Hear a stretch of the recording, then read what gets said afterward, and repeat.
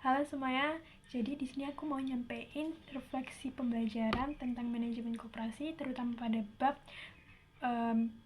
sejarah koperasi dan perkembangannya di Indonesia.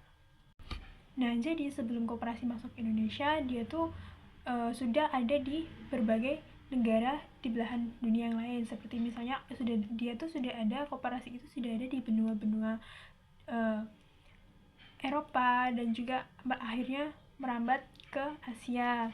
Jadi awalnya itu koperasi itu ada di Inggris, terus di Jerman, di Perancis, di Swedia, di Swiss, terus juga akhirnya merambat ke Jerman dan ke Jepang dan juga ke Korea. Nah, jadi tuh koperasi tuh sampai nih ke Indonesia. Pas itu Indonesia masih pada di dalam jajahan Belanda. Jadi karena Indonesia tuh masih ada jajahan Belanda, jadi regulasi untuk pendaftaran koperasi ini atau pembuatan koperasi ini tuh sulit gitu loh. Jadi banyak koperasi yang mau daftar tapi tidak bisa karena dipersulit oleh regulasinya sendiri. Lalu pada masa setelah kemerdekaan, regulasi dari yang dibuat oleh pemerintah Belanda ini diperbaiki sehingga untuk mendaftarkan koperasi itu juga lebih dipermudah. Nah, kita tuh nggak lepas tentang ngomongin manajemen koperasi ini.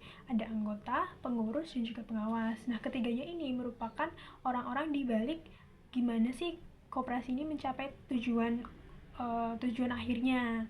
Nah, ngomongin tujuan akhir koperasi dan juga tujuan akhir koperasi dan perusahaan itu berbeda. Nah, tapi tuh nggak cuma masalah tujuan, ada modal dan juga hal-hal lain yang membuat koperasi dan perusahaan ini berbeda. Yang pertama, tujuan dari koperasi sendiri, tujuan utama mereka itu adalah mensejahterakan anggotanya, sedangkan tujuan perusahaan adalah untuk mencari profit sebesar-besarnya. Lalu dalam hal modal dalam koperasi, karena modal mereka itu dari anggota dan di mana anggotanya itu terbatas, jadi modalnya itu juga terbatas. Sedangkan untuk perusahaan, mereka itu menggunakan sistem modal seperti kalau ada investor masuk, berarti dana investor itu bisa dianggap sebagai modal perusahaan. Lalu karena modalnya koperasi itu terbatas dan juga tujuannya itu mensejahterakan anggotanya, jadi pertumbuhan atau growth-nya itu juga sedikit lambat daripada growth perusahaan. Oke, jadi itu aja teman-teman tentang refleksi pembelajaran hari ini. Oke, see you.